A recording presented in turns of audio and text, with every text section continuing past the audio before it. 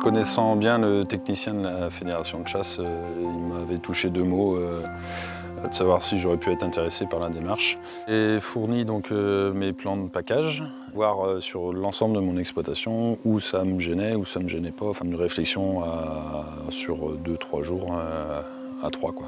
Les continuités écologiques, donc c'est vrai qu'on en a certaines qui sont discontinues, donc on projette d'en fermer une là. Notre rôle justement, c'est de jongler entre les atouts bénéfiques de la biodiversité et les contraintes économiques que l'on a sur l'exploitation. Surtout cette année que mes vaches manquaient un peu d'ombre dans les paddocks où elles sont en pâture, donc effectivement la démarche d'implanter des haies sur l'exploitation, je voyais que c'était indispensable pour demain, quoi. On sait ce qui est 100% bénéfique à la biodiversité.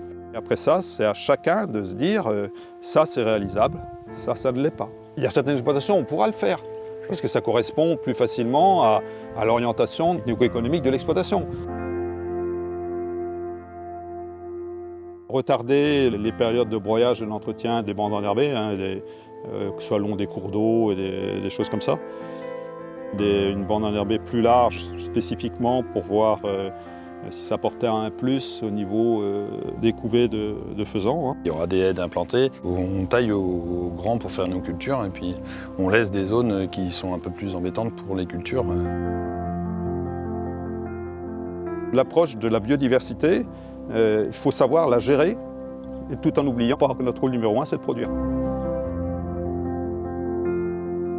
Les fortes chaleurs qu'on a eues cette année, là, donc la baisse de lait a été significative au niveau des vaches. À mon avis, il y aurait eu un peu plus d'ombre, les vaches auraient été mieux et puis il n'y aurait pas eu d'écart comme ça, quoi. La plupart du temps, on se disait ouais, on perd du terrain sur l'exploitation. Et finalement, les bandes enherbées, elles sont sous les arbres. Ça laisse du passage pour les petits animaux et tout ça. Mais ça emprunte pas sur le rendement des cultures. Le seul inconvénient, c'est qu'il faut qu'on entretienne ces zones-là. Enfin, il n'y a pas toujours d'accès directement pour ces zones-là. Finalement, on fauche qu'une fois, on fauche tardivement, mais on fauche qu'une fois, quoi. Il s'agit que les générations après nous puissent continuer à travailler sur les terres fertiles.